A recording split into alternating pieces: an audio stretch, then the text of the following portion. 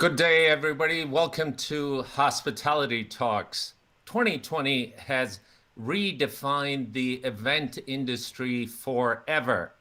Will meetings and events ever be the same? What are the concerns of the meeting planners and how they are preparing to hold their future events? How long might it take to go past the stigma of super spreader events?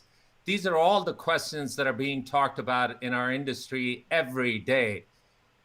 Events and meetings have contributed a great deal to the industry, particularly in large hotels. Large hotels rely as much as 60 to 70% of the business from these events and meetings. My name is Abid, but I'm here with my co-host, Sam. Hello, everyone. I'm absolutely delighted that we have now in our show, which is the start of February, talking about such an important matter as the meeting and events. And I know that particularly for the United States, it represents a significant amount of income for the cities and for the hotels and for the associations.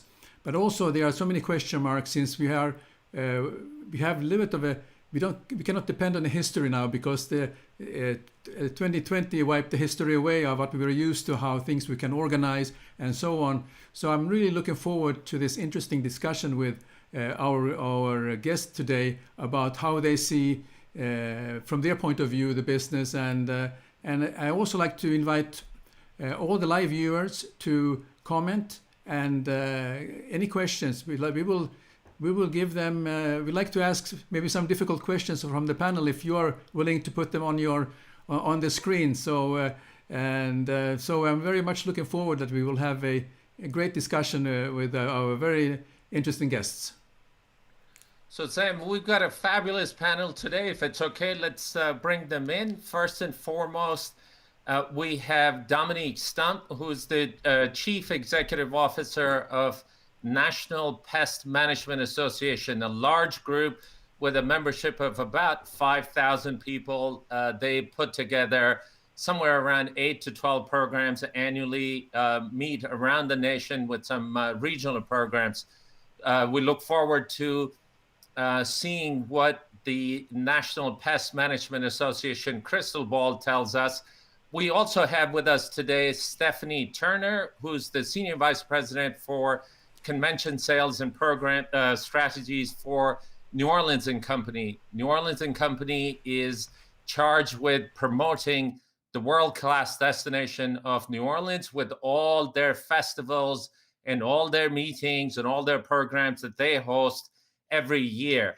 And last but certainly not least, we have Angele DuPassage, who is a partner with Cypress Planning Group.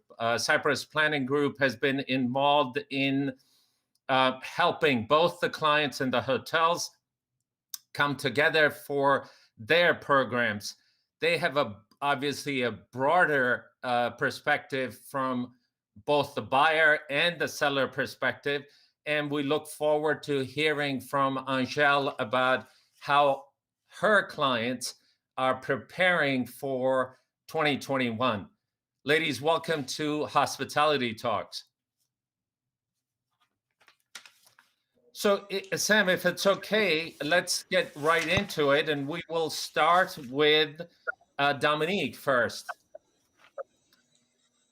Dominique, what has been the decision-making process like over the last year? When did you decide to go, cancel, postpone, pivot? I'm sure there were lots of conversations occurring. What was that process like? So the process really engaged a lot of our stakeholders once we realized that we really needed to think about making changes to our normal decision process and planning. I will say we were reluctant to really make any changes, even though we knew we were going to have to change the way we did business. We didn't think we were going to have to change doing business. So we were probably the last holdout of one of the groups I know that changed our fall annual to a virtual event late October. And then moving into 2021, we were even still, just I guess, way optimistic and perhaps resistant to where the longevity of this pandemic was going to put us. So but we did come up with a plan and worked with the team and decided that we would work on a 90-day basis to make decisions. As everybody knows, that's not a lot of time to really change it. But once we'd gone through a few of these, we're like, 90 days allows us to take the time to be diligent in assessing the market, where we're meeting, and the memberships, and just the stakeholders in general. So that's kind of where we landed, and that's how we've been operating.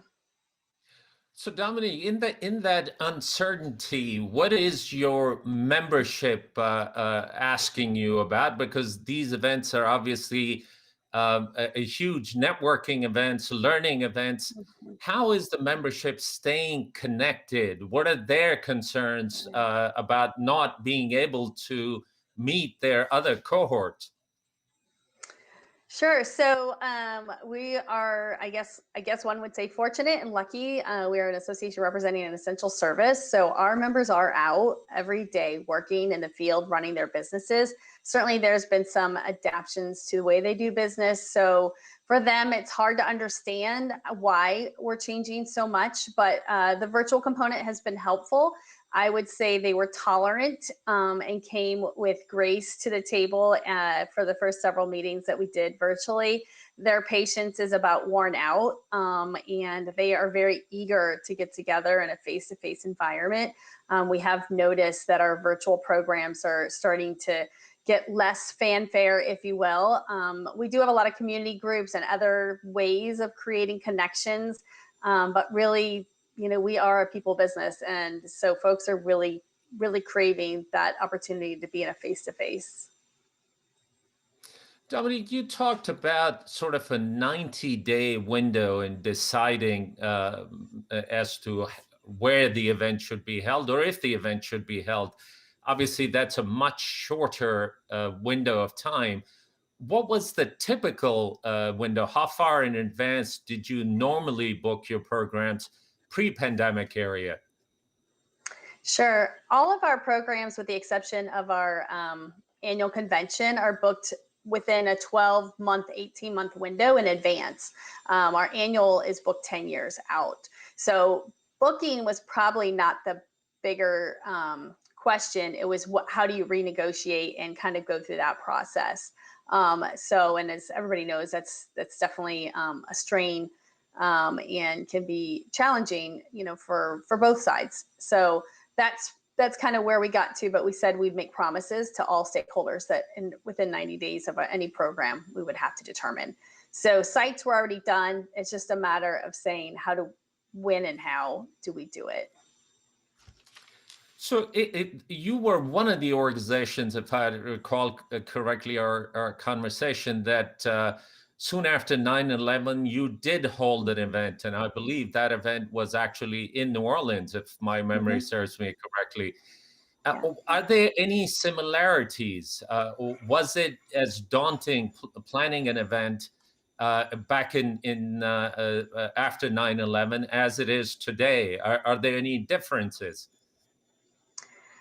The similarities might be the same in that people were very unsure and very anxious about the future and what the tragedies that had happened. I think, with flying and all the things that brought upon us, I think that definitely impacted us. I think the big difference with the pandemic is, those same fears are there, the uncertainty, but there's also just this closure. Like, there's just a lot of things. I think after 9/11, we had choices. Like, the choice was ours to make, and whether we conducted business or not, whether our attendees came or didn't. And now it feels like a lot of the choices are kind of taken out of our control. And I think as a leader and as an association, planners, that's contrary to everything they do. There's one thing we all depend on, and it's kind of knowing the predictability of your business and how it's done on a annual basis or, weekly basis. I will turn it over to Sam in a bit, but just one other question. With the lead time being so short in a typical environment, finding airline capacity, airline seats, particularly when you're bringing in 5,000 some odd delegates into a destination, or finding hotels and venues could become a challenge. Have you experienced any of those issues with the shorter lead time? How are the hotels able to put these programs together for you as you planning these programs? Well, but I'm sad to say we haven't actually had to or been able to execute a person-to-person meeting yet. So those changes really impacted folks making decisions on whether they were traveling.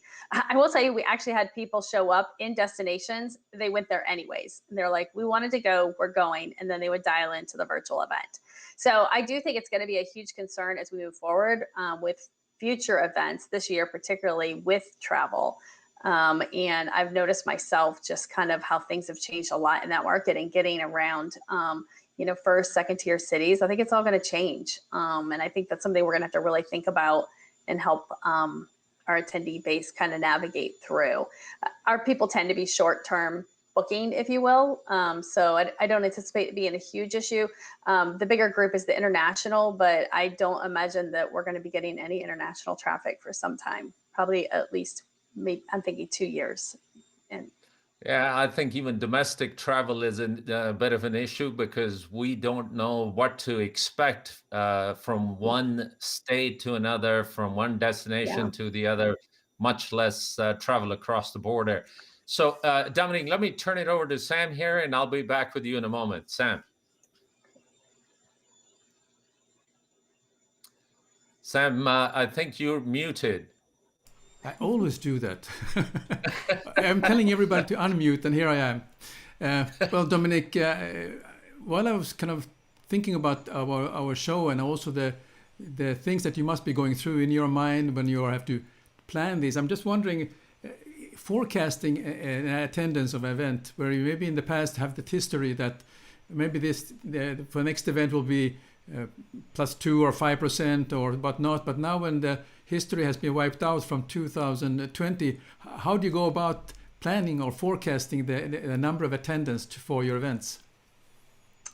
Yeah, you're absolutely right. I mean, the one thing I've been with our organization for 23 years, and I come from the planning side. So we have solid history. And that's why I said it was predictable. I mean, I don't know if that's a good thing or a bad thing, but it was. And now, though there have been things over time, technology, bookings, I mean, all those things have changed how we look at numbers. But we've done a lot of research on other associations like trade organizations, service, and really just tried to learn from others on what that looks like and frankly guess. I mean, we just put together budgets based on a number and a percentage that we felt, was probably a fair guess in the game. And actually have played out pretty accurate. We based our attendance on, now so far virtual, so we said 60%. And that's actually came true. The disappointing factors have really been the exhibits community has really not met where we needed them to be. So that's been disappointing. It's certainly understandable, but that piece has been a little bit more difficult and of course, more financially impactful. Sure. And I'm interested now because the very large association that you're looking after, how do you keep up with the members in order to kind of generate that excitement for the next meeting and how to get there involved and you feel more confident that they will show up for the upcoming meeting? Sure. Well, we are also super excited actually to be saying we're hosting meetings and we're getting people together. So I think that alone, we're lucky enough to work with people that are like, yes, this is what we need to be doing. So I think that's helpful, but getting the word out, people are still like, oh, are we having a meeting? Communications is critical. So we have different resources, our own newsletter, electronic newsletter.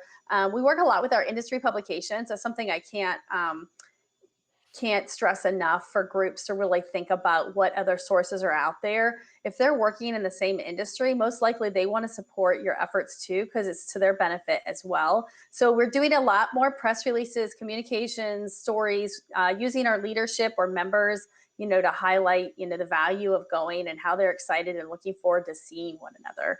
I just did an interview yesterday with a publication in Australia.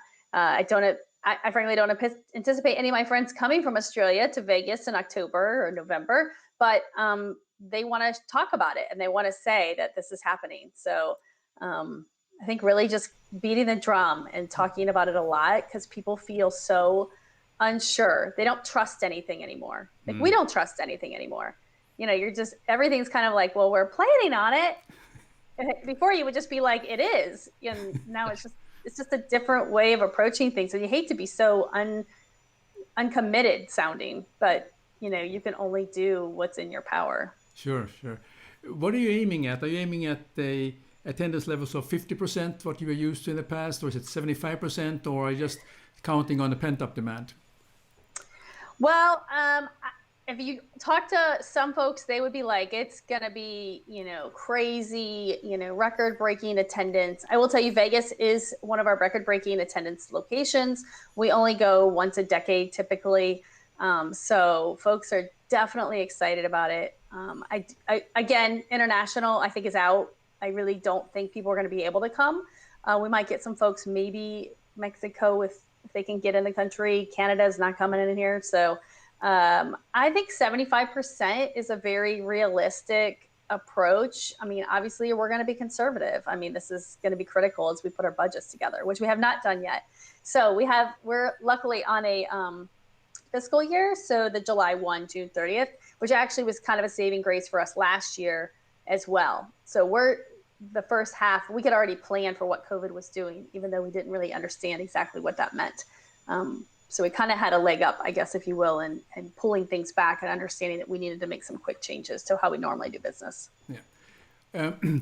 My final question is, before I hand over to Abid, is about virtual meetings. I mean, I attended several of them, and I attended some hybrid meetings and so on.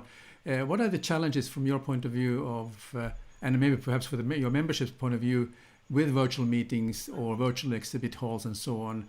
Are there something is going to stay, or is it going to be just a variation of it when things hopefully is to a point where people can actually physically attend the events? Sure.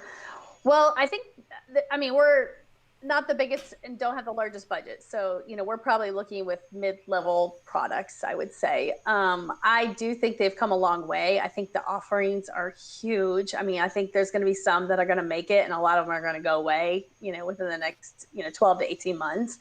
I think the education perspective has been great. I think be able to offer education at a time where people needed it and wanted something worked well. I think from the exhibit standpoint, we tried to pick the best thing possible, knowing that was going to be critical for us.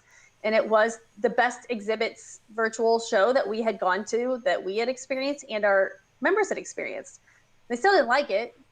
So we didn't like it either. So I don't really see us doing any of really that component. We've actually tried to create other ways of doing things that give our supplier community value, that don't involve an exhibits kind of virtual trade show. So I guess two things you said: long term, where do we think it's going?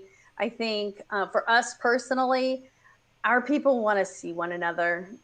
They're not interested. I do think we're light years ahead of where we were. Like, our members will be open to the idea now of jumping online and doing education, which we were struggling getting people to do. So that's great, because we've invested a lot of money in that prior to COVID. So I think that's a great value, and I think could continue to grow. But as it relates to, just kind of gatherings, I don't anticipate us doing it. And we despise the word hybrid, but because it's just two things at once. And we've actually just tried to sell it. I told Abid, I said, I think we're going to do our first real hybrid event in May. The planning committee were like, no. We're like, we don't want, but luckily we were like, oh, good, because we didn't want to do it either. But so we're not going to do that. They actually said, we want to do it when we can get together safely, and it's a meeting on safety. So you can see them saying, let's, not rush this topic. But yeah, I thought maybe there was one other thing you'd asked and I maybe didn't. No, I think it's all good. I think you covered it all. So thank you, Dominique. Very, very, very interesting and a lot of value. Thanks so much. Let me hand over now to Abid. Over to you. Thanks, Dominique. In the association environment, obviously these meetings and events, not only that they're educational for your membership, they are a revenue stream for the association itself. You talked about your fiscal year being a little bit different, so you were able to adapt and possibly attend to the decline a bit better than some of the others might have been. But are there other revenue streams that you've counted in absence of exhibitors coming to a convention, attendees coming to a convention? Are there other ways that association can generate revenues to continue to be able to represent their membership? Sure. I mean, first of all, we lost $1 million. So we can cut a lot of things and make a lot more money, but there was nothing we were doing that could have made up for that. So getting your leadership on board was super important, and making sure we communicated a lot with our board of directors was critical. Our promise was that we would pursue other revenue areas, obviously cutting costs. New revenue areas, we'd already started, like I said, on the online learning. So the education piece there, really had honed in on that and kind of launched, additional things. All of our virtual programs, created additional content. So it's really utilizing the stuff we'd had before and offering it in a way that hadn't been offered. Also, we had just done a whole new, luckily had launched a whole new dues structure in the last 24 months. And that is in full swing now. So our membership retention is solid, and we're probably about 15 to 20% up on our dues revenue. So I think it's really honing in on the things that you can control and those things that you can offer to members that are valuable to them. And that's part of it too, is we had to really listen to them and say what would be valuable at this time for their businesses. Well, terrific. Oh, well, thank you. Thank you very much, Dominique. Please stay with us. We'll be back with you in a moment. At this particular point, I would like to bring in our next guest, Stephanie Turner. Stephanie, if it's okay, we'll get straight into it.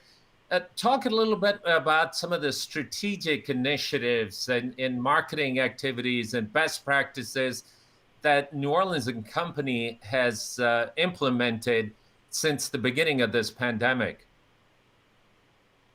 Happy to do so. Glad to be here, Abid. Thank you. I think, Dominique said it best. We've been functioning very much in a very measured way, that we adjust literally every 30 or 60 days as COVID has changed so much over time. And so our initial efforts have all been focused on organizing our community around safety and hosting meetings safely and successfully, attaining GBAC certification for our convention center and airport, and making sure that as we marketed to our convention customers, they understood that we were a good resource. And our marketing strategy from a customer and a convention standpoint has been very collaborative, because all of our customers are seeking information, and the information is so different from city to city.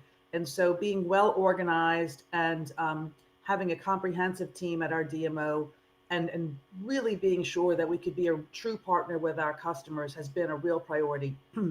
We're working now as we look forward with hope and optimism to the pandemic starting to come to an end later this year. All the guidance we see, tells us Q3. And we're a big convention city, obviously, and so we look to those calendars as a point of success for us. So we're working on a leisure campaign that'll come out later this year. We're very excited about it, and we're also working on a convention sales campaign that will launch probably somewhere around March. I think one thing we all know, and Dominique alluded to, is that it's just very different. We're not able to go places during COVID when we were able to make the choice after September 11th. And we just truly believe that people are going to want to go places. And so we want to be ready to welcome to welcome them back to our community, to welcome back to New Orleans, and do all the things that they remember us for. You know, our food, our music, our culture, all those things. Stephanie, from looking back, a typical year, how many of the programs would you say were repeat versus first time picking this destination? For that matter, how many programs were planned in New Orleans? Because it is a huge destination. It is a huge market for large meetings and conventions. Yeah, we do thousands of programs, and it can consume in, 1 year, close to 2 million room nights collectively. The interesting thing about New Orleans is it's so compact. You've got 26,000 rooms all within about 2 miles of a walking radius, along with the convention center and major facilities. So thousands of events in the millions of room nights. And that goes from very small corporate meetings or retreats to large scale, massive conventions with international attendance, and then major sporting events. We're a big sporting event town, as well as, a huge festival calendar. And so when you look at all of those things collectively, and then just, leisure visitors, we welcomed in 2019, in all total, from leisure to convention, 18 million visitors to the city of New Orleans. Our CEO says we punch above our size. Our name is big, but our city is, smaller. And so we broke records in 2019 in visitation. And so we have a road to get back on in 2021 as we work towards 2022 and hosting visitors again. So talk a little bit about the destination itself. Obviously, the dining, the culture, the festivals, the nightlife, it has been what has defined New Orleans over all this time period. Now, unfortunately, in the era of pandemic, those things might or might not be operating at the same thing. So talk a little bit about events like Mardi Gras or Jazz Fest and one of these major events. What does that look like in 2021? Well, that's actually a fun conversation, and I'll point to the resilience of our community. I don't think any of us thought we'd be here after being, living through Katrina and 9/11. So the surprise and undelight that we all experienced with this latest pandemic. But I love the resiliency of our city. Mardi Gras is still happening because Mardi Gras, follows calendar, and it always follows Ash Wednesday. And so Mardi Gras is not going away. It's just different. And so instead of parades going up and down St. Charles Avenue and Canal Street, and you see those and big ornate Mardi Gras balls, we're having what's called crew of house floats. Crew are the words that precedes the name of an organization that parades. So Rex would be a crew. So we're literally having the neighborhoods in New Orleans decorating their houses like floats. And it is elaborate and it is incredible, and they are beautiful. There are maps everywhere. You can Google it and just look at it, and they're quite beautiful. St. Charles Avenue, which is traditional parade route, has beautiful homes that are decorated. And so it's been really fun. And then there's another event in City Park called Floats in the Oaks. So there's a lot of creativity coming out of not being able to parade in a traditional way. And actually the crew of house floats started as a joke online. Someone said, well, we're just going to decorate our house. And they're literally captains within neighborhoods, and they're organized themes that go by each neighborhood. So lots to celebrate there. We're also broadcasting out on NOLA.com from the community an event called Mardi Gras for Y'all. We don't say you guys, we say y'all. And so that'll be broadcast over the weekend of Mardi Gras with a lot of special guests, and our music will be exported. And then I'll quickly cover Jazz Fest and music. Another innovative thing that's popped up are porch concerts. So I would have a band just play on my porch, my front porch, and my friends could be socially distanced and listen to make sure that all the safety protocols were followed. And those became very popular. And we're very hopeful. We're hearing that Jazz Fest is working to come back in October of this year, as well as French Quarter Fest and hopefully Voodoo Fest. October is a big festival time for us. So Jazz Fest typically happens in April and May. We'll be learning more about talent and things like that maybe later on, but they have announced the desire to host their event in October, which is very, very encouraging for us and hopeful. Well, that's fabulous. Being able to keep the spirit of these events in the community, I think that makes a huge difference. I'm not sure if you're planning on streaming any of this, but a lot of destinations, and I've participated in a couple of things. These events in their modified format, they have been streamed, and quite candidly, some of them had thousands of viewers online when these things were being done. So porch bands, I think that's a fabulous way to keep the spirit there, as is the house floats that you talked about.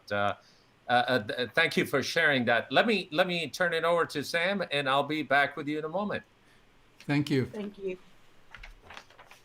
Very good. Well, thank you. I mean, I have to say that when I hear the word Mardi Gras, New Orleans, I start to smile inside, because I think it's about the passion and the fun. And you mentioned these porch concerts, French Quarter festivals. I mean, I get already very excited just listening to the creativity and the spirit that you have in New Orleans. That's something that many destinations can learn. I mean, especially here in Finland, we are a little bit sort of we are not pessimistic, but we are a little bit sort of shy, and sometimes it's difficult for us to express ourselves. But I think we have something to learn from New Orleans, and you describe it so well what your plans are for this year.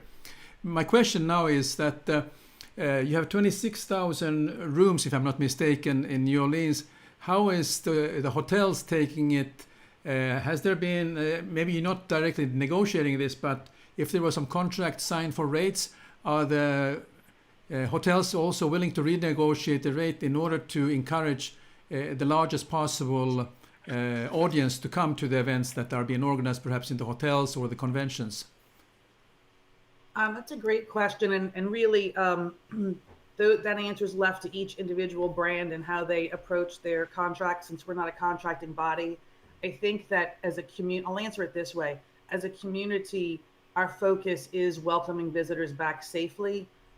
We've been very fortunate to be able to have dining available here with the restrictions a lot of our colleagues around the country haven't. And just on a call last week, talking to a colleague in Washington, D.C., and they had just gone to dinner for the first time. And so really understanding that everyone's comfort level is so different, and you forget that, being in your own community with your own restrictions. We've been very fortunate. And so our hospitality community has always been New Orleans first. We really, like you said, we love our destination. We don't have any issues celebrating ourselves. We are just very extroverted as a culture here. And the wish and the goal is to welcome people back safely when they're ready to come back. And so with that in mind, I think, we all look to our convention calendar in late spring and summer and fall, and want to have our groups back and have them back as successfully as possible. Regarding sort of the nightlife and entertainment venues in New Orleans, could you share some changes that may have taken place or are taking place because of the pandemic, and also to provide the extra safety measures for the people who will be coming there after such a long time? Yes, right now our live music venues, like the rest of the country, aren't open because of the type of events they are, people in close proximity.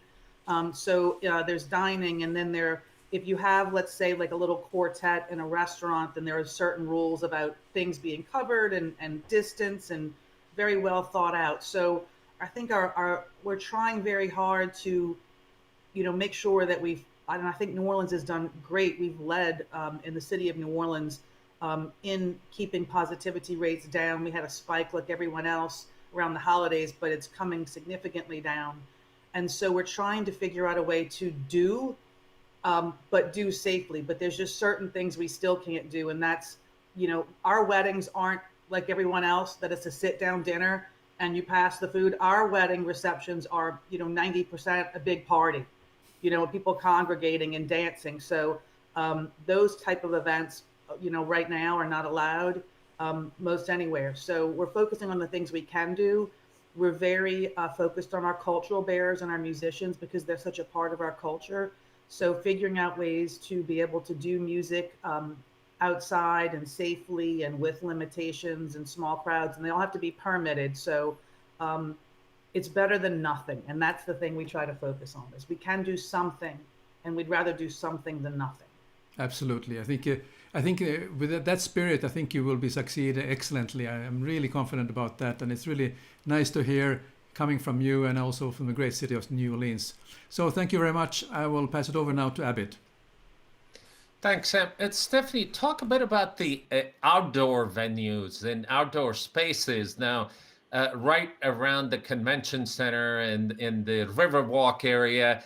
How are those spaces helping you carry out some of these activities? And how are you maximizing the utilization of those spaces? And then we'll bring in our next guest. Thank you. Yes, great question. These are brand new spaces to us. And so one thing that's been very important during the past year of this pandemic is our destination hasn't stopped improving.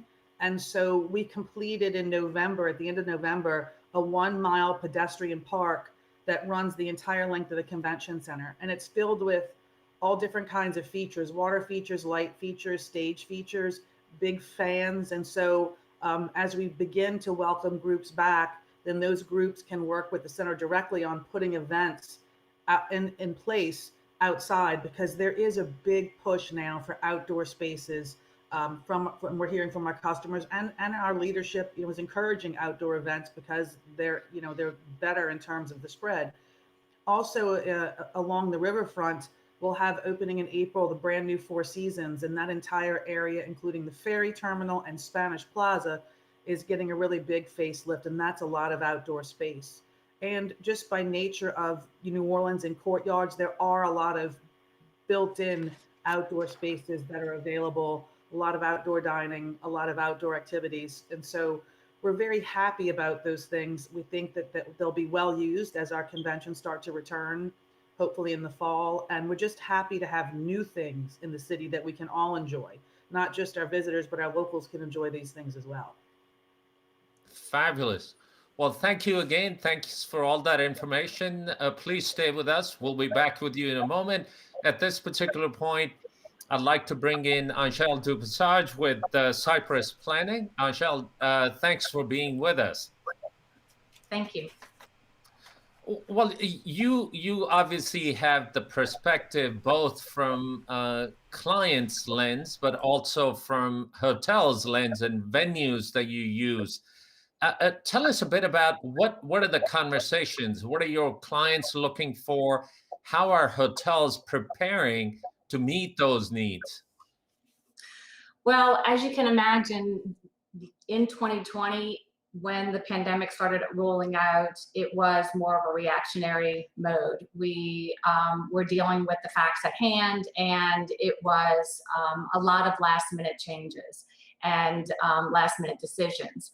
I think that in the very beginning, hotels were struggling with groups invoking force majeure, and they weren't really sure because lockdowns weren't given and travel restrictions weren't happening. But as it progressed throughout the United States and globally, then hotels realized that this really was a pandemic that was going to impact everyone. And we really reached out to our partners. We work with these hotels years and have relationships with them. And I think that they understood what organizations were dealing with and their obstacles, and they wanted it to be safe. And so as leaderships realized that the pandemic wasn't going away, that they worked with groups. We understood the magnitude of the revenue that hotels were losing. At that point, they were hemorrhaging money, and they needed to make sure that these groups were coming back. And so we really worked with our clients to try to rebook that meeting back at that destination, back at that hotel, so that they could let their stakeholders and their leadership know that though the immediate dates were not going to happen, that they had a future with their conferences and meetings and conventions. So it was very difficult because I think in the very beginning, everyone was looking at their contracts and looking at an out. And I think hotels and groups have progressed to a relationship and a collaboration, because in the end of the day, Hotels need groups and organizations to host meetings, and groups and organizations really need hotels to host their meetings. Very true. Though in the midst of a catastrophe or emergency, everybody leans more towards the document, and they start to be waived, just making sure that everybody can sort of protect their interest. But being able to make a win-win situation is obviously the best way to go. Now, you obviously have been advising the clients on booking the meetings. Talk about some of those conversations. What are clients looking at in timeline point of view? Are they ready to confirm meetings, particularly the corporate clients? Now, you have a wide variety of clients between associations and corporates, but talk a little bit about the corporate segment. What does that look like? Well, we always advise our clients to sit down with their stakeholders and pick a go or no go date. That really is going to be a date where, with the facts at hand, can they safely and effectively host their conference? The purpose of many corporations coming together and hosting meetings would really be a users conference, can be an incentive trip, it could be a sales conference. So what is the purpose of the meeting, and can they do it effectively in person and safely? As a corporation, they have a lot at stake, and they have liability issues as well as associations, but they really need to make a decision that's in the best interest of their potential customers and or their staff. So similar to Dominique, it was a kind of a 90-day has been what our corporate clients are choosing. Maybe a little further out, they tend to have bigger pockets, so they're able to say, you know what, we're out, we will work with the hotel, let's try to mitigate some of these damages and exposure, let's see what we can do for maybe a future conference. But they were a little bit were willing to pay some of the penalties to get out, because they knew it just wasn't going to work out with their conferences. So 2021, any strategic conversations from corporate clients' point of view, because obviously sales events are held to boost the sales team morale and eventually get more sales. A lot of the companies are in dire need of that to occur, except in pandemic, that becomes a little bit harder to put together. How do you think these organizations will be able to bring these teams together, whether it's incentive or product launch, those kinds of events that are typically large events, lots of moving parts to put those together? Is the short lead time still a workable option? I think that I view 2021 as a recovery year. And corporations are looking at this at a case-by-case basis. So be it an incentive trip, is that really a mandatory event? And I think they're trying to be creative, and they're doing more of a virtual aspect of an incentive. They are shipping food and having celebrity chefs come in and help them prepare a fun dinner for their family. They're giving them gift cards to be able to utilize in something very specific based on their needs. If they're into cooking, if they're into cycling, if they're into a specific gardening and a specific hobby, if they're into wine, they can use and purchase that, and using that as an incentive. I think I've even seen that they've even taken the destination and created a kind of a virtual tourism, so that we may not be there, but we want to bring a little piece of that destination to your home. And so, and or even utilizing talent. There's so many musicians out there, so many Broadway actors out of business, so many comedians that are not on the road. And so utilizing that talent and bringing it to their staff to boost morale and really just say thanks for the hard work. I think that many corporations, depending on, it's almost a feast or famine thing. You know, you've got many corporations that are struggling tremendously. And so many of those things, I always say, travel is the first to be cut and the last to be brought back. So, you know, I think that they're having to look at their budgets and see what makes sense to them. But there are other corporations that are going and blowing and doing very, very well. And so they really want to boost morale and to thank those people who have been probably working tremendous amount of hours to keep everything going and to keep the supply chain going. When it comes to customers, I think that they're trying to find unique ways to connect with their customers because in person is more difficult now. I think that they are looking at ways to moving their conference. We've been doing a tremendous amount of work moving our first quarter and some of our second quarter 2021 conferences into third and fourth quarter. So it's been a little bit difficult because everyone's trying to do that. Anyone who can move their conference later in the year, they're doing it.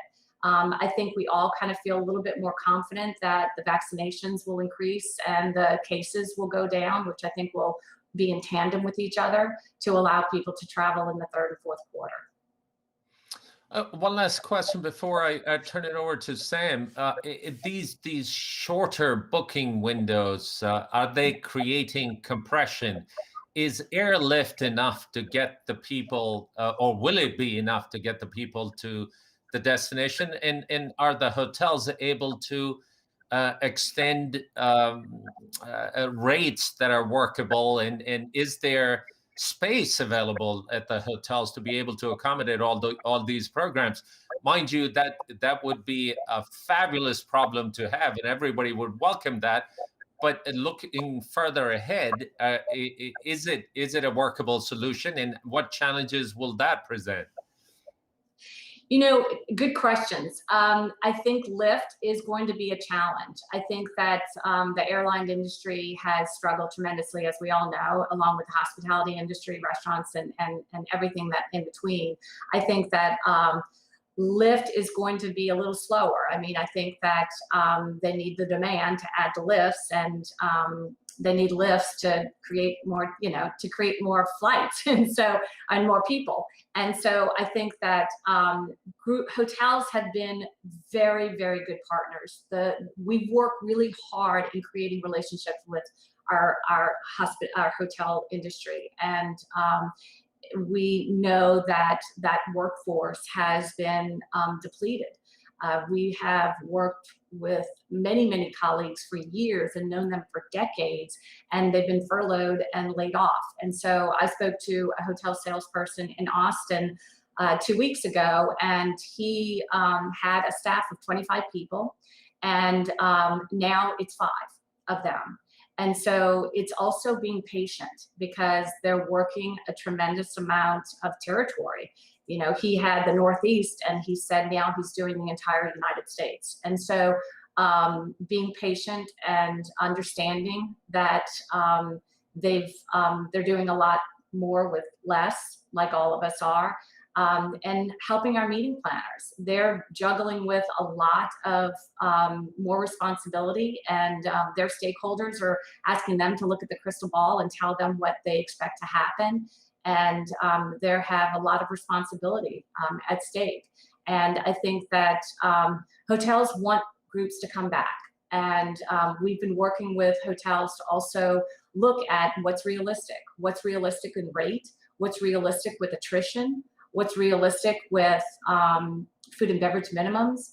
All of that really has to be looked at and renegotiated. And I think hotels understand that. This is a relationship industry, and we're utilizing those to make sure that it makes sense, and that in the end of the day, hotels want to host a successful conference, as well as organizations do. So really collaborating and making it work. And many times it just takes some flexibility and some concessions on both ends.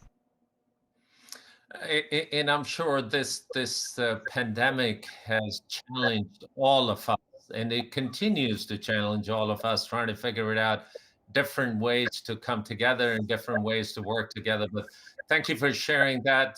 Over to you, Sam.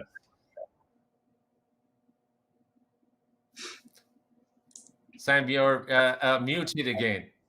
You know, we joked around about it, that that's the single most used line these days. You're muted again. I'm just trying to liven up the atmosphere here. We are getting so serious, you know. No, actually, I have a question. I was thinking about how to entice the people to come. Are there some examples, either some low-cost incentives or ways to get people to move and entice them to make that decision to come to an event? What do you see from your experience now for 2021 or maybe even to 22? You know, Dominique talked about this. Communicate, communicate, communicate. I think that is really what people need. They need to know that, you know, that things are going to be safe. I think setting up code of conduct, duty of care, making sure that people understand what to expect when they go on site. If they've got a confidence level that things are going to be set up with certain specific safety protocols and processes, then they feel comfortable to travel. They feel comfortable to attend that conference. I think we're social creatures. We miss each other. We miss the personal interaction. I know exhibitors miss doing business with their clients and their customers. The meetings industry has created an incredible opportunity and vessel to allow organizations to meet and connect with their clients, and we need to bring it back. Exhibitors miss it, attendees miss it, and as I mentioned, we're social creatures and we want to connect. And as much as virtual meetings has been a good solution to a very difficult problem, I think we miss the social interaction and organic connections that happen when you have an in-person meeting. So I think the desire is going to be there. Yeah. All you need to do is say, here, come on down.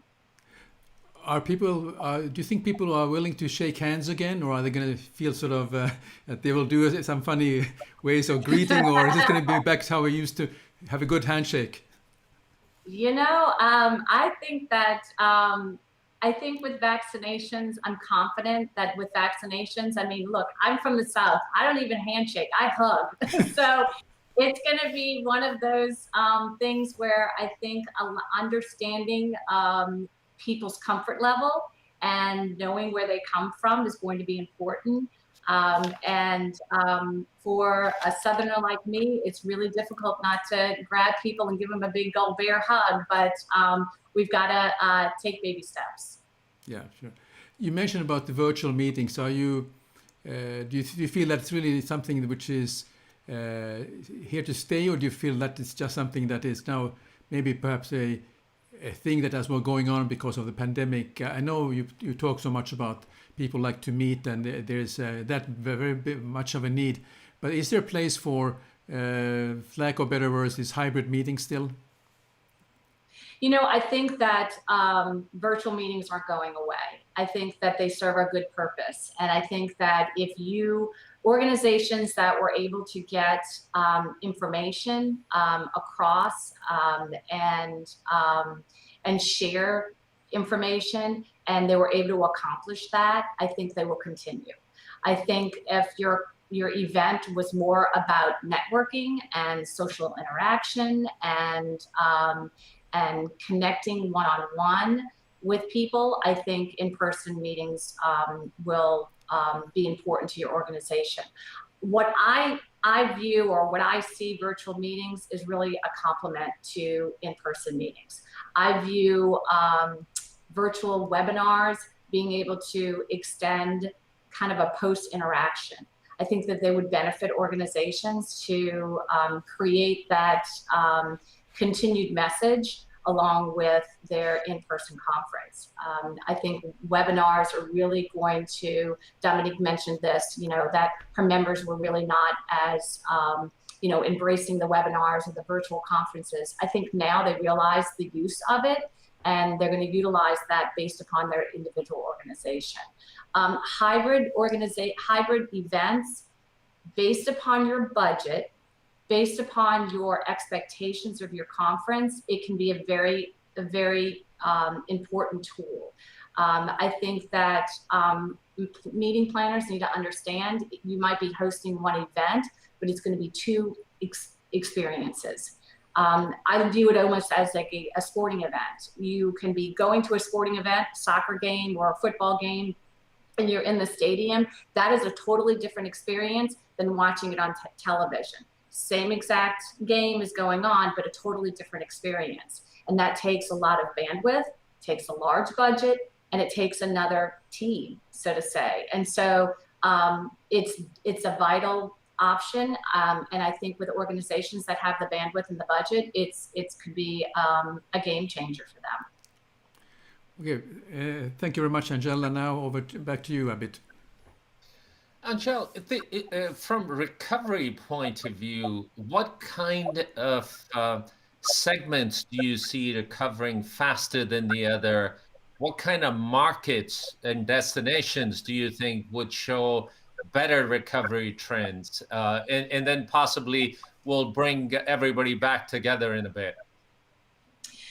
I see your state associations, your smaller regional associations, smaller meetings coming back quicker because they can drive to the destination, they can meet a little bit more easy because they're just, you know, logistically, it's a smaller group. And I think that destinations, I see resorts actually probably benefiting from this because they have a lot of outdoor space. And I think meeting planners are going to embrace that. And I see a lot of hotels getting very creative in their outdoor space. I'm sure some tent companies are probably going to benefit from it because I am sure people are going to be tenting a lot and trying to sell that space. And look, a hotel salesperson can sell anything at that point. So that'll be a great opportunity. And I think that we're going to be kind of starting small and in more state and regional areas, and then we'll go national and international from there. You know, it's funny you bring up these marquees and tents. They were the dreaded venues as overflows. And every time that came up, everybody would run out of the room. But all of a sudden, they are the most sought after venues at this particular point. So things change. It will be interesting. A lot of these big box convention hotels, they have millions of square foot of space that is flexible space built to accommodate different types of programs. All of a sudden, with this pandemic, at least for this transition year of 2021, you know, we were all programmed to maximize the space utilization. How are hotels working through that equation where with physical distancing and all these other things that are into putting an event together? How are hotels getting acclimated to it and working through that? I think in the short term, I mean, now hotels are even sending out their social distancing floor plans. And so it's really doing the math for meeting planners, allowing them to figure out if their banquet or their general session can fit in the space. I think, again, along with the vaccinations and cases going down, I think phases and travel restrictions and social distancing will slowly dissipate and be able to work a little bit. So short term, it's definitely something they're going to have to look at, and then that impacts rooms to space ratio with hotels. And so we're going to have to definitely make sure that things fit. I think that hotels have been very creative and very supportive of meeting planners looking at their F&B menus and trying to figure out a safe way. Re-looking at the buffets, re-looking at lunches.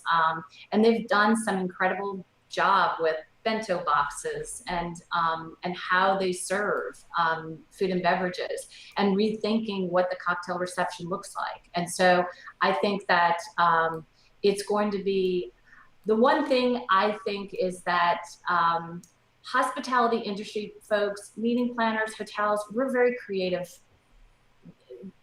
individuals, and we are smart and agile and flexible, and we think on our feet. This is going to be something that allows us an opportunity to recreate what we have done for decades, and I'm confident that we'll be successful in the process. Terrific. Sam, if it's okay, let's bring everybody back together, but I will continue with you, Angele, if you don't mind. Any advice for hotels as they start to evaluate these programs? Any advice for clients as they are starting to look at their programs? We really advised our clients, especially when you're looking at the future. I think there's so much angst about moving forward and the what ifs that everyone is waiting for the green light. Everyone's waiting for everything to be all settled, the bed's made, we've got everything done. And I think that you'll be missing the mark.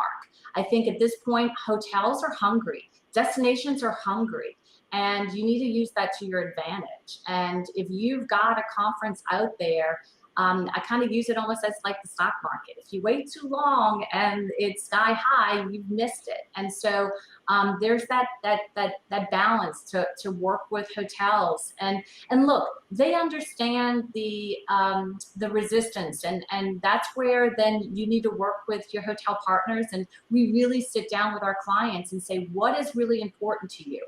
What are some of the things that you want some protection on? Our job is to protect the asset of our clients, and we're making sure that terms are addressed in the contract that they feel comfortable moving forward. And hotels want that too. And so they want to make sure that organizations feel comfortable moving forward, and they're going to do what it takes to get the business. So I feel that I really encourage our clients, don't wait until it's all taken care of, because the unfortunate thing is everything in 20 kind of moved to 21 and 22, and everything in 21 has moved to 22 and 23. So the pressure's already there. There's limited inventory already. And so you just also need to take an account and be flexible. If you've got 1 week in January and you can only look at San Francisco, it's limited. So you need to make sure that you understand and may become a little bit more flexible than you have in the past. Dominique, if I may ask you, this is a great segue. Contractual clauses, the dreaded force majeure or attrition clause, how has that changed? How are you looking at it from a client's lens differently? Well, I've prided myself in our organization's way of doing business and being a true partner in it. So we've really tried to work with our partners in this business, trauma that's happened for everyone. So moving forward, due diligence, called the attorney, talked to them and said, what's everybody doing? What would they recommend? So I think we've kind of adapted like maybe 2 sentences, that's there. Obviously, we're asking a little bit of different questions, whether it's with our insurance company and other things that we just wouldn't have really thought was necessary in the past. So just trying to make sure we at least cover our bases. I don't know that a whole lot of, like I said, a lot of our stuff's contracted out for years. So really not much opportunity to go backwards typically. But I think we've proven to be good partners, and it's played well for us to date. And, I anticipate really just as long as you're in it, for the right reasons and trying to do what's best for everyone. I don't I don't anticipate it being huge, but I think everybody should do their due diligence and definitely at least get some professional guidance in that space. Fair enough. Stephanie, relative to destinations, and Angele talked a bit about that, your counterparts in other destinations, are you seeing one particular area be more attractive than the other from a client's perspective? Are they looking for different things today than they might have looked at pre-pandemic area? Great question. And the answer, I think, is yes. I mean, the outdoor functionality is really big. Understanding how rooms can be set in a socially distanced way is a big piece.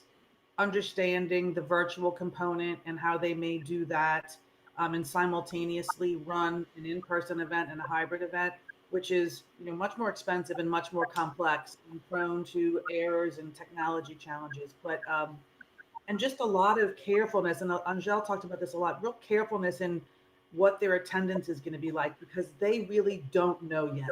As we're talking to customers, they're not getting clear and concrete answers from all of their attendees in many different segments, just depending upon if they have corporate sponsorship. Do those individuals have still travel restrictions in place? There's a lot of unanswered questions, and I think both Angele and Dominique handled it perfectly. It's the communication and knowing that really being uncomfortable in a gray space. The one thing about this environment is it's all been very gray and unclear. And so we just have to be honest to where we are now, what the variables are now, because they're going to change in 30 days. So that communication and that honest communication is really going to be the thing that helps us to get these meetings back and taking place. And once we get some going on in different destinations, it'll build confidence for other organizations and other attendees to go. It's like the first time we got, on a plane, it was uncomfortable. Now we feel more comfortable. We have to go through the experiences to get to the level of comfortness that will bring meetings back in a larger scale way. The good thing is, I think human beings have very short memories, and we're very resilient. And as we all have talked about, we're social creatures. So all that hopefully would help bring this together. Angele, you talked about the norms. You said being a Southerner, you give people big hugs. Forget about the handshake. I was reading an article that the organization had requested color-coded bands, sort of like we used to do with lanyards color-coded, and the bands would dictate whether I felt comfortable enough of being approached or did I want to be left alone. Do you think that these sorts of things, which are very counterintuitive to how human beings naturally behave, do you think that will become a commonplace, or hopefully by the middle of the year, we will be talking about much more fun and better things? Yeah, no doubt. We actually have a client that's doing that for their May conference. So they're using a little sticker that you can use, and it's like, hey, I'm happy to be here, but please give your distance, or I'm comfortable, but we'll do an elbow, works for me. I feel a little bit more comfortable, so handshake works for me, and or hey, I've been vaccinated. So so those have been kind of the stickers that a conference is using in the short term. I've had mixed reviews with that. Some in some camps say, be consistent with your organization. This is how everyone's going to be treated. This is how we're going to be as a standard for our organization, and everyone is going to support this. And then some people feel like they want to make it a little bit more of an individual expression. And I'll continue with the next question with you, Angele. We all talked about communication, whether it is to your membership or from a destination out to their potential clients. Are there any best practices that has resonated with you that you might have seen that has worked extremely well? When I find that organizations that have either a code of conduct or a duty of care, and putting that together, we've helped organizations put something together for their attendees. It's a message to say we're in this together, and it's a shared responsibility. The organization and the corporation will put certain safety protocols, and the hotel and the destination will put certain safety protocols and processes, but we expect you to embrace those and to be consistent.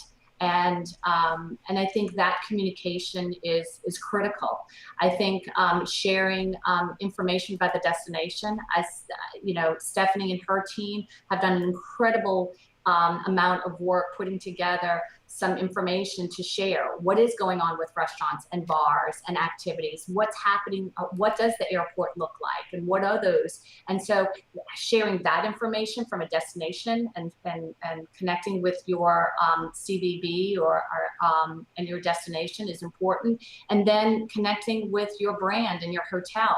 They've done an incredible amount of work in getting some GBAC certified and as well as putting some safety protocols in place and eliminating you know, touchless front desk registration and keyless entry. I think those things are going to stay, and I think they need to communicate them, because again, in the way they feel like, okay, we've got a plan, I feel safe about this plan, and I feel comfortable with it.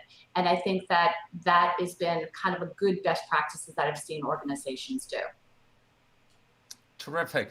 And I'll turn it over to Sam in a second, but Dominique, a quick question for you. You had alluded to that things have changed and they will be different as we come out on the other side of it.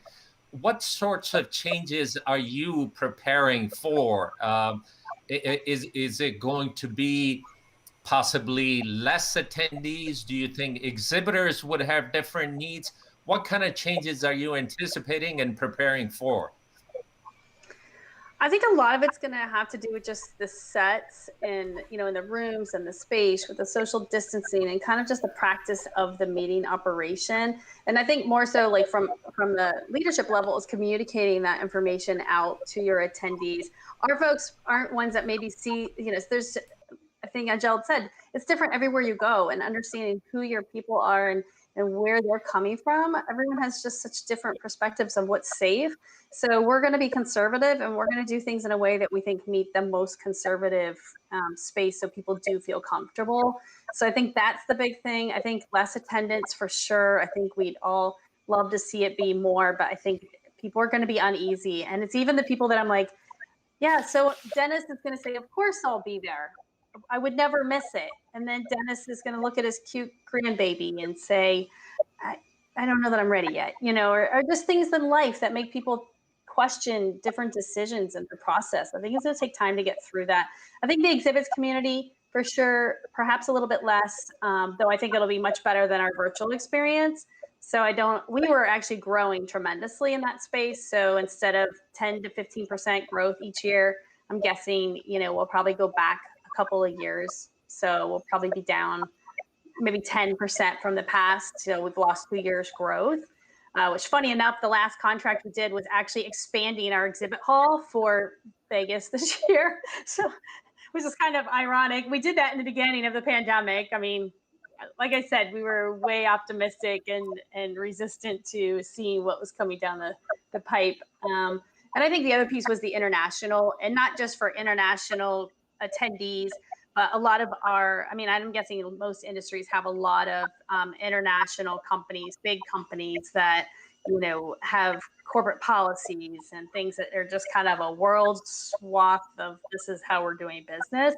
And I think that can impact us in ways that the U.S., you know, kind of divisions, maybe not even in agreement with, but they don't have a lot of say when those things come down. So I think that will definitely be something for us to navigate, is more the U.S. branch. We already know the international people coming from, you know, beyond the borders is going to be challenging, but getting our US-based companies to be able to kind of make the pitch that we need to be there, I think that will probably be a big focus for us and something to really think about when we're talking about those business partners. Terrific. Thank you for that. Sam, over to you. Well, my question is that what are the possible services and amenities that might not be required, and what has been learned now, particularly because of the pandemic? Maybe Angele, could you address that? What are some services and amenities that might not be required now, from now on and in the future? It'll be interesting. I do think that, as I kind of mentioned before, reducing touch points with guests may be the trend. I think that having more QR codes when it comes to name badges, more of allowing, if you have a smaller group, you could even mail your name badges beforehand so that it eliminates any registration. A lot of people gathering in the registration area to pick up their name badges and their packets and things like that. Either staggering them so that you're kind of spreading out the registration section of it. I think that allowing people to, there are also some great tools when it comes to reducing the amount of people in a room and utilizing the name badges because of the QR code and kind of counting those people. So at one point, you know how many people are in the exhibit hall and if you need to kind of slow the traffic down or not.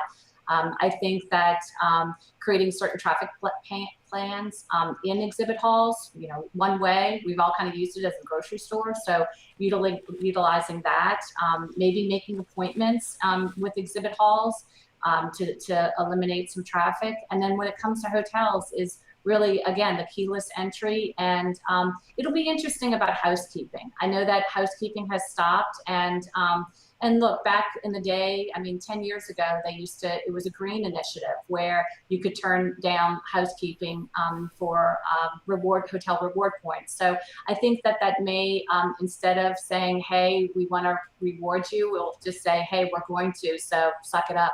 You're not going to get it. But it'll be interesting because I know that people are kind of trying to limit that exposure with each other. Yeah, very, very good. Abid, I was wondering, should we move forward to the feel-good story, or do you have any of the technical questions you want to raise still? Well, look, if you ask me if I have any other questions, I would have 1,000. But I think I know. we've approached the end of our time. So yes, please. Yeah. Well, I have two questions. In fact, I'd like to start with Dominique, and my question is, what do you consider your biggest accomplishment in looking back in 2020? I would say, I don't know if that's a feel-good story, but I just want to get your personal perspective.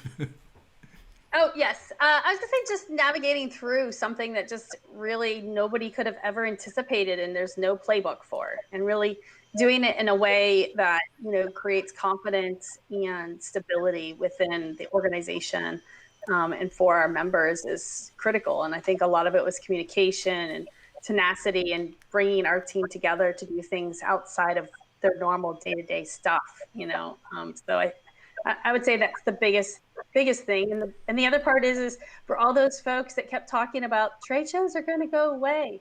We're all going to be virtual. Not anymore.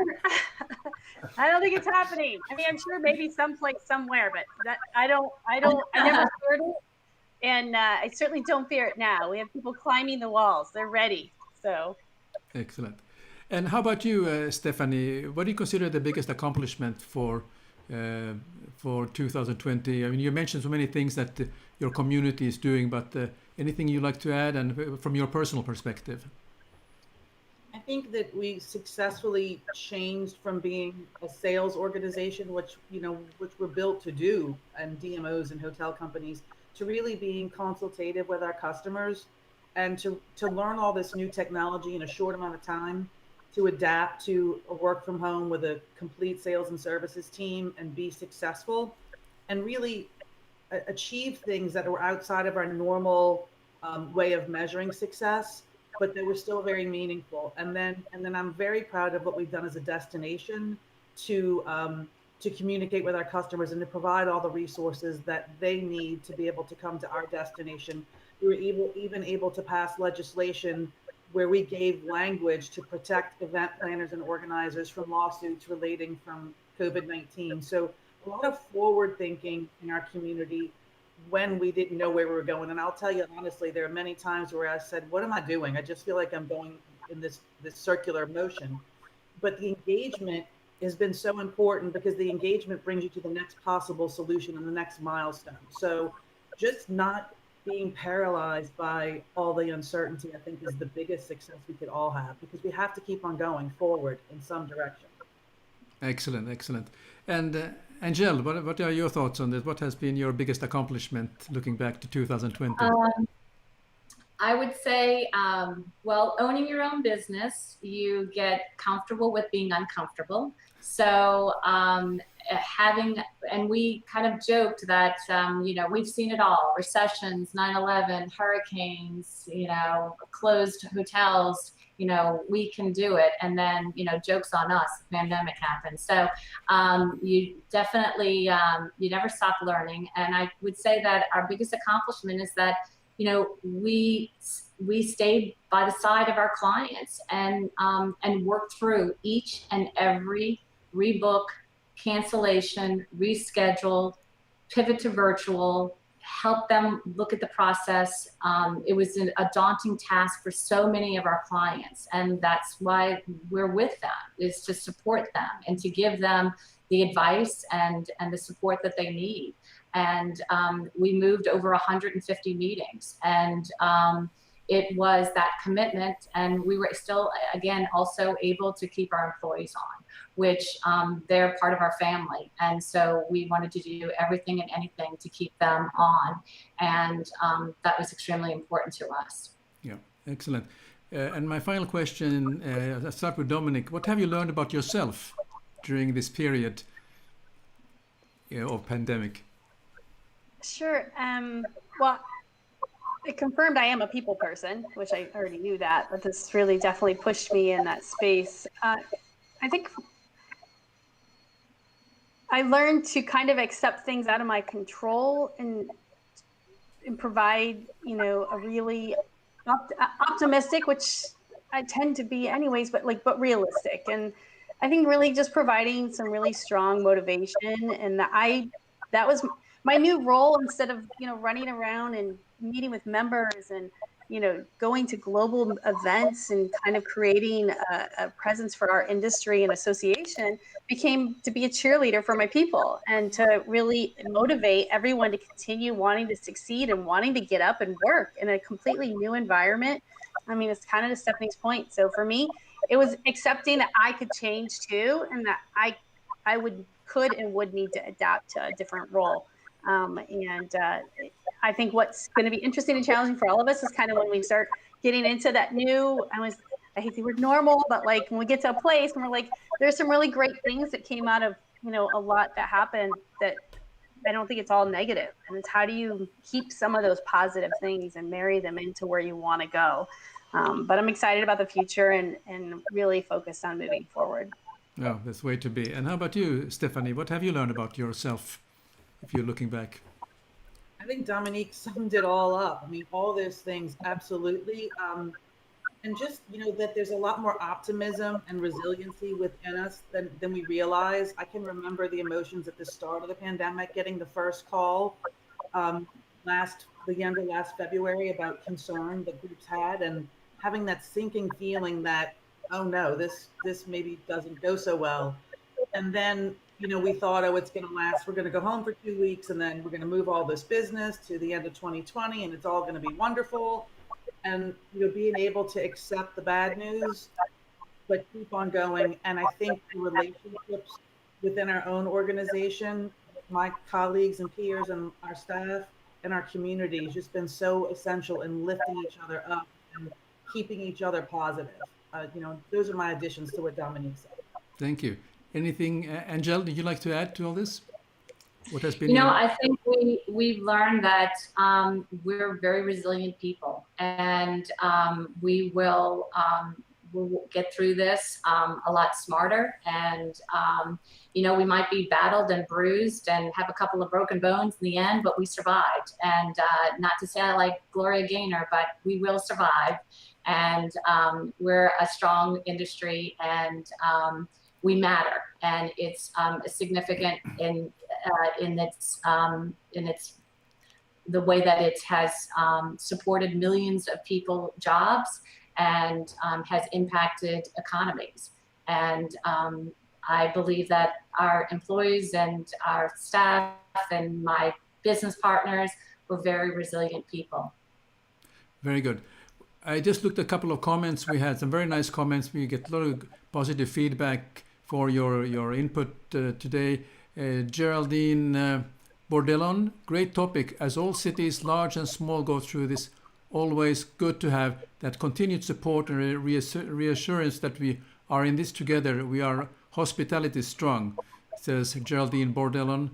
And then Kathleen O'Regan says something very nice about you, Angele. So I'll put it on the screen with your permission here.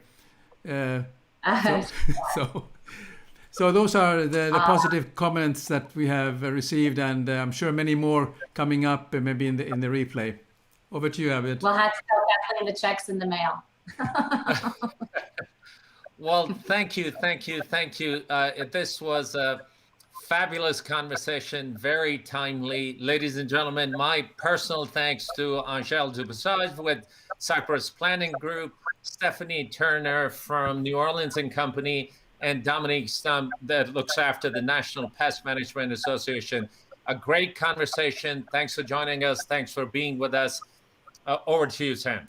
Yes, I'd like to also thank all the live viewers and every one of you who have put some great comments into our feed. And also, if you look over here, maybe you should look over here, there will be, in the replay recording, there will be another video we highly recommend that you watch if you enjoy our show. So with these few words, I will just close this episode, and thank you very much again, and we'll see you very soon again. Thank you.